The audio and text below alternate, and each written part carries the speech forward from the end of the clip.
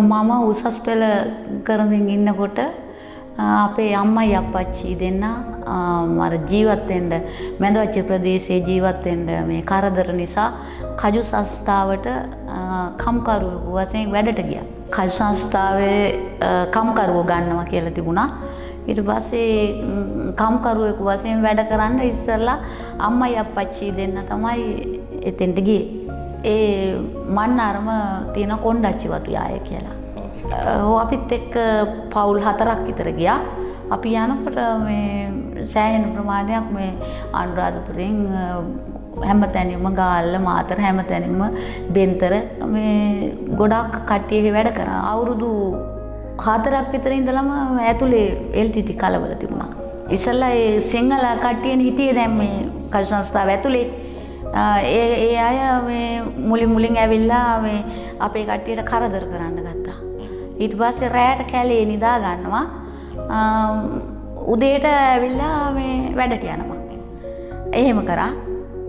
ඒ කලබල ඇති වෙනකොට මම විවාහ වෙලා මරන්න දෙනවා මේ ඒකේ ඒ වෙනකොට මේ ටැමිල් මේ වතු අධිකාරී වරෙක් තමයි හිටියේ. ඒ නිසා වෙඩි තියලා බය ගන්නලා යනවා මරයි කියන බයට කට්ටිය කැලේ රැයට නිදා ගන්නවා. 91 උනේ එයාලා කිව්වා කජු සංස්ථාව බාර දීලා එයාලට බාර දීලා LTT එකට බාර දීලා ඒ සියලුම කජු මේ එයාලට දීලා මේ සම්පූර්ණවත් එයාලගේ පාලනයට දීලා අපිට එතනින් යනවා නම් පණ පිටින් යවනවා කියලා වතු අධිකාරිවරයාට කිව්වා. ඊට පස්සේ එයා LTT එකත් එක්ක කතා කරගෙන මේ මගෙත් එක්ක හිටපු මිනිස්සුયો මගේ තියෙන වාහනේ උනත් ගන්න ඒ නිසා මේ අය මරන්නේ නැතුව යවන්න කිව්වා. ඒකට LTT එකෙන් එකඟ වුණා. අපි දන්නේ නැහැනේ කොහොම යන්න වෙයිද කියන එක. අපි අර ගෙදර තිබිච්ච අර රෙදි අර බඩුයි පොඩි පුත් සයිකලයක් එහෙම තිබුණා. ඒ වගේ තිබිච්ච අය හිටියා. ඒවත් අරගෙන මේ එන්න පිටත් වුණා. ඒ එනකොට මේ ගොඩක් දුර මේ දැන් මහසෙන් කියලා ප්‍රදේශයක් තියෙනවා කජු සංස්ථාව ඇතුලේ. ඉස්සල්ලාම මගේ මහත්තයා තමයි බයිසිකලේ මේ අර එක දරුවෙක් වඩාගෙන අනිත් දෙන්න බයිසිකලේ උඩ තියාගෙන මේ දැන් එනකොට දෙපැත්තෙම එකපාරට ඇවිදින් පැන්නා නිකන් ආමි ඇඳුම් වගේ ඇඳලා එස් බලනකොට LTT එකෙන් පස්සේ මේ කිව්වා බය වෙන්න එපා අපේ ලොක්කා කියලා තියෙන්නේ මේ ජීවත් කරලා යවන්න කියලා. ඒ හින්දා ඔහොමම ඉස්සරහට යන්න කියලා. පස්සේ ඉතින් ඉස්සරහට පයින් ඔක්කොම පයින් තමයි ආවේ. පයින් වාහන නැහැ. මොකුත් නැහැ තිබුණේ නැහැ. පයින් අර පුත් සයිකල් තිබුණා. සමහර අය මේ අර බඩු අරගෙන යන්න බෑ කියලා අර එහෙ ඉන්නවා මේ ඔටුවෝ වගේ අර සත්තු බූරුවෝ. ඒ බූරුවෝ පිට මේ බඩු බැඳගෙන තමයි මේ ආවේ. ඒතකොට තියෙන කල්ලාරුවය කියලා එකක්. මල්වතුවේ යන කල්ලාරුවය ඒ පැත්තෙන් එනවා. ඒ කල්ලාරුවය ළඟට එනකොට විශාල LTT පිරිසක් හිටියා. මෙතනින් එහාට යන්න බෑ කිව්වා. මෙතනින් එහාට මේ සයිස් විතර අඩියක පළලට විතරයි අඩිපාර විතරයි අරලා තියෙන්නේ. දෙපැත්තෙම බෝම්බ තියෙන්නේ. ඒ නිසා මේ ඔය ගෙනාපු බඩු ඔහොමම ඔය ළඟ තියන්න කිව්වා. අරගෙන යන්න බෑ කිව්වා. බූරුවන්ගෙන් කරුණා කරලා බඩු ටික මේ ගන්න කිව්වා. ඉතින් පුළුවන් විදියට ඉතුරු යුවා දාලා අර මේ බූරුව පිට ගෙනාපු අය බූරුව යවුවා. අපිත් බයිසිකලෙත් දාලා අර දරුවෝ 3 දෙනාත් අරගෙන මේ එනකොට කිව්වා මෙතනින් එහාට යන්න පුළුවන් වෙන්නේ අඩියෙන් අඩිය තියලා. ඊට පස්සේ දැන් අඩියෙන් අඩිය තියාගෙන යන්න දැන් අපි පොලිමට ඉන්නවා. පොලිම කිලෝමීටර් 4ක් 5ක් විතර.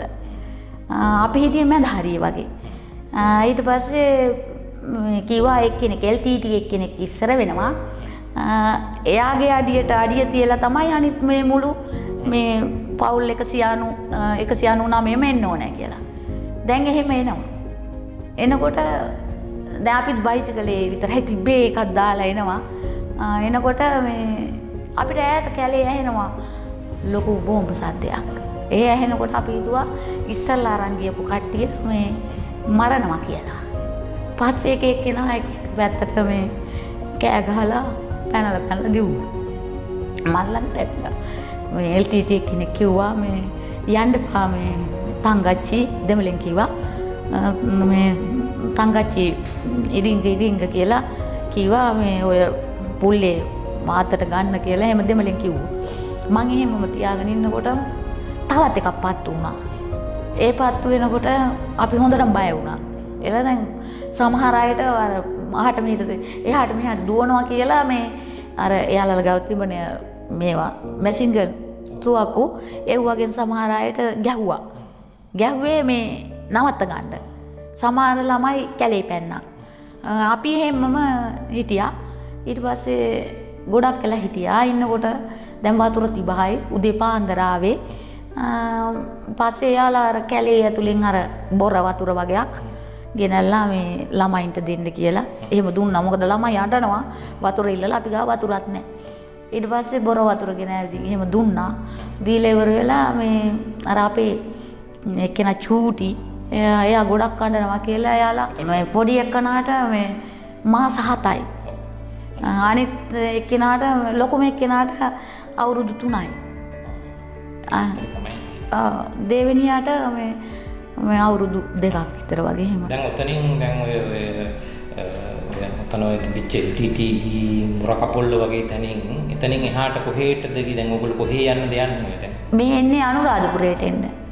විලච්චි අනුරාධපුර ප්‍රධාන පාරේද? විලච්චි පාරේද? නෑ විලච්චි පාරේ. විලච්චි පාරේ තමයි එන්නේ. පස්සේ මේ ගොඩ වෙලා එතන හිටියට පස්සේ යාලා ගොඩක් තිබිච්ච බෝම්බ අයින් කරා. ඊට පස්සේ අර LTT නායකයෙක් සිංහල දන්න කෙනෙක් හිටියා. මේ එයා කොහොම හරි මම ඉස්කෝලේ උගන්වනකොට හරි දැකලා තියෙනවා. මං ගාට ඇවිදින් කිව්වා මේ ටීචර් නේද ඔයා කියලා. මං කිව්වා ඔව් කියලා. මං වෙයි මේ මහත්තයා මේ ඔච්චර ලොකුවට බෝම්බ මේ බට්ටු වල දාලා තියෙන්නේ කියලා. ඊට පස්සේ ඔයාලා දන්නේ නැති වුණාට ශ්‍රී ලංකන් නාමි මේ අනුරාධපුරේ ඉඳලා එනවා ඔයාලව ගලව ගන්න. ඒ හින්දා අපි වැපුරුවා වගේ හදලා තියෙන්නේ. ඒ හින්දා දැන් බලනකොට දැන් ඔයාලගේ 3 දෙනෙකුටම පත්තු වුණා. දැන් ඔයාලා බය වුණා. දැන් ඔයාලගේ ළමයි දෙන්නෙකුත් කැලේ පැන්නා. අපිට දැන් එයාලත් හොයන්න වෙනවා. ඒ හින්දා අපි ටිකක් ගලවනවා. චුට්ටක් මෙහෙම පළල් වෙන්න. එතකොට ඔයාලට බය නැතුව අඩිය තියලා යන්න පුළුවන් කියලා කිව්වා. බෝම්බ පත්තු වෙලා කකුල් කැඩුනා. අපි බලාගෙන ඉන්න තැන එයාලා රොල්වේ තියාගෙන ආවනේ කුකුල්ලු. ඒ කුකුල් පැටව මේ එයාගේ දණියෙන්ම මේ අර ලේ අරගෙන කනවා. ඊට පස්සේ එයාලා කැලේ ඇතුලෙන් ගොඩක් ආවා. ඇවිල්ලා දුවගෙන ඇවිදින් අර බෝම්බ පත්තු වෙච්ච දෙන්නම අරන් ගියා. කොහෙට අරන් ගියාද කියලා දන්නේ නැහැ. ඊට පස්සේ අපි පයින් ආපහු විලච්චියට ආවා. හැබැයි කියන්න ඕන මේ අර මේ පයින් එනකොට මේ අර අතන මේ අර කල්ලාරුව ළඟ තිබිච්ච මේ මගේ අපේ බයිසිකලේ ගෙනල්ලා දුන්නා. තල්ලු කරන. අපි ඊට පස්සේ පයින් එනකොට මේ අපේ ආමියකින් මේ එහාට යන්න යනවා. ඊට පස්සේ යාලා දැකලත් අපි ටිකක් බය වුණා කියන්නේ අර එලාම වෙන්න ඇති කියලා. ඊට පස්සේ කිව්වා බය වෙන්න එපා මේ අපි මේ සිංහල ඔයාලා බේර ගන්න අපි මේ යන ගමන බය වෙන්න එපා මොකද දැන් වෙන්නේ කියලා. කිව්වා සර් කොරසක් කැලේ පැන්න සමහර අයගේ කකුල් කැඩලා එහින් එයාලා මන්නාරමට ගෙනියනවා කියලා ගෙනිච්චා. ගෙනිච්චද දන්නේ නැහැ මොකද දන්නේ නැහැ මේ තවත් ගොඩාක් මේ පයින් එනවා මේ අපි දෙන්නට බයිසිකලේ තියෙන නිසා අපි මේ ඉස්සරලා ආවා කියලා. පස්සේ ළමයින්ට වතුර දීලා බිස්කට් දීලා එහෙනම් ඔයාලා කොහොමම මේ බයිසිකලෙන්ම යන්න දැන් කිට්ටුව තියෙන්නේ විලච්චිය. අපි අර ඈත එන පයින් එන කට්ටිය දාගෙන ඉන්නා කියලා. අපි කොහොම හරි රෑ වෙනකොට විලච්චියේ ඉස්කෝලේට ආවා.